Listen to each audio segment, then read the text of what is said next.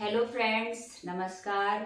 आज मैं फिर आपके सामने एक नया वीडियो लेकर उपस्थित हूँ जिसका शीर्षक है उपसर्ग। उपसर्ग के विषय में आप सबने पढ़ा होगा, फिर भी कुछ डाउट्स होते हैं स्टूडेंट्स के माइंड में कि ये क्या है और हम किस तरह से मूल शब्दों को अलग कर सकते हैं उपसर्ग से। और क्वेश्चन एग्जाम में भी आते हैं कि मूल शब्द को हम किस तरह से अलग करें और इसमें कौन सा उपसर्ग है।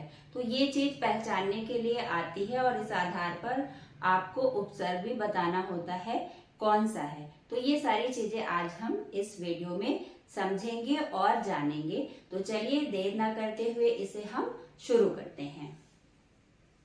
टॉपिक जैसा कि मैंने आपको बताया, टॉपिक हमारा आज का क्या है, उपसर्ग।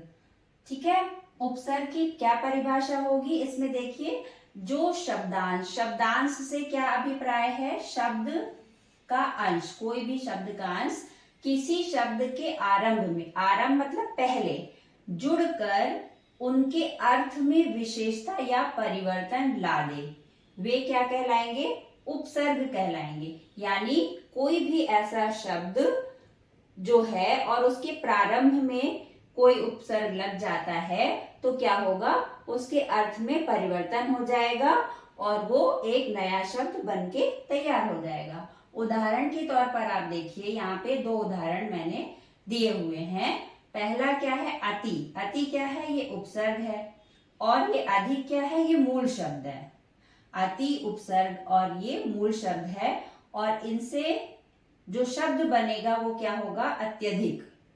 तो ये शब्द बनकर तैयार हुआ है, मूल शब्द हो गया है अधिक, और उपसर्ग क्या है, अति। इसी तरह यहाँ पे देखिए दूसरा शब्द है, दूसरा उपसर्ग है आ। अब आ उपसर्ग को, मूल शब्द क्या है, जीवन है। जीवन में यदि हम आ उपसर्ग को जोड़ेंगे तो पूरा शब्द क्या बन जाएगा, आजीवन। तो ये एक शब्द नया बनकर तैयार हो गया और इसका अर्थ भी बिल्कुल नया हो जाएगा। इस आधार पर हमें पता चलता है कि उपसर्ग की परिभाषा अपने आप में पूरी तरह से सार्थक है। अब आते हैं उपसर्ग कितने प्रकार के होते हैं। तो मूल रूप से हिंदी में 4 प्रकार के उपसर्ग प्रचलित हैं। इसमें जो पहले नंबर पे आएगा वो है संस्कृत के उपसर्ग। ठीक है, कुछ उपसर्ग होते हैं जो संस्कृत भाषा के होते हैं, वो लगाए जाते हैं, और कुछ हिंदी के उपसर्ग होते हैं। दूसरे नंबर पे क्या है, हिंदी के उपसर्ग। और तीसरा उपसर्ग क्या है, उर्दू, यानी उर्दू भाषा के भी कुछ उपसर्ग होते हैं जो इसमें लगाए जाते हैं। और चौथे नंबर पे क्या है, उपसर्ग लगते हैं जो संस्कृत भाषा के होते हैं और जो अव्यय के रूप में प्रयोग किए जाते हैं। तो इस आधार पर यहाँ पे कुछ उपसर्ग दिए हैं और मूल शब्द दिए हैं और उनसे बने शब्द दिए गए हैं। इस आधार पर हम इसको और अच्छी तरह से समझेंगे। पहला जो है अनु उपसर्ग है यहाँ पे पहले नंबर पे, और ताप क्या है, मूल शब्द है। ठीक है, अनु उपसर्ग से ताप शब्द को जब हम मिला देंगे तो जो एक नया शब्द बनकर तैयार हो जाएगा वो होगा अनुताप। ठीक है, इसी तरह से जो दूसरा है वो अभि उपसर्ग है।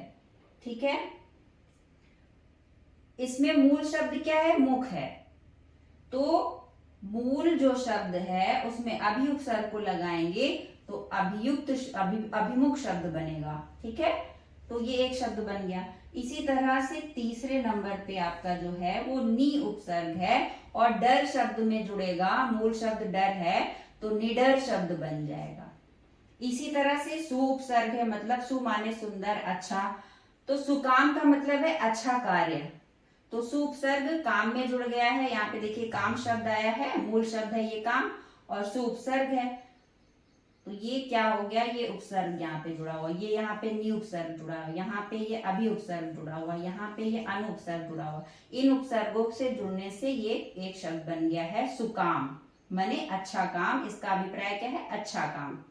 इसी तरह से सम है, यहाँ पे ये संस्कृत के उपसर्ग बोले जाते हैं। सम है, यहाँ पे सम को हम इस तरह से ऊपर अनुस्वार लगा के भी लिखते हैं और इसको हम इस ढंग से भी लिखेंगे। अगर अनुस्वार लगेगा तो मा में हलंत नहीं लगेगा। तो ये सम और उपसर्ग है, और मूल शब्द गति है, और शब्द क्या बन गया है, संगति। इसी तरह से दूसरा उपसर्ग है यहाँ पर, और ये बंध मूल शब्द में जुड़ा है और इससे संबंध शब्द बन गया है। तो ये सारे उपसर्ग हैं और इनको हम अलग कर सकते हैं। कम यहाँ पे उपसर्ग है एक, ये क्या है, कम उपसर्ग है। जोर मूल शब्द है और इनसे जुड़ने से क्या बन गया है शब्द कमजोर, जो कि उर्दू का ही शब्द है। फिर ना है, ना शब्द आया है। फिर समझ शब्द है तो नासमझ शब्द बन गया है। इसी तरह कु उपसर्ग है, रूप मूल शब्द है, कुरूप शब्द बन गया है। और लास्ट में सत उपसर्ग है और कर्म में जुड़कर, मूल शब्द कर्म है, इसमें जुड़कर शत कर्म शब्द बन गया है।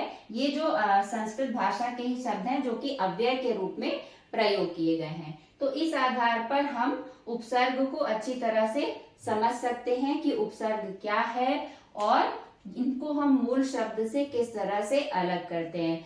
जनरली एग्जाम में इसी तरह के उपसर्ग आते हैं और किस तरह से हम उसको अलग करते हैं। क्या उपसर्ग है, उपसर्ग की परिभाषा क्या है, ये मूलतः कितने प्रकार के होते हैं, ये सारी चीजें हमने आज के वीडियो में समझी हैं और जानी हैं। आशा करती हूँ आपको पसंद आई होंगी, समझ आई होंगी। नेक्स्ट वीडियो में फिर मिलेंगे। धन्यवाद।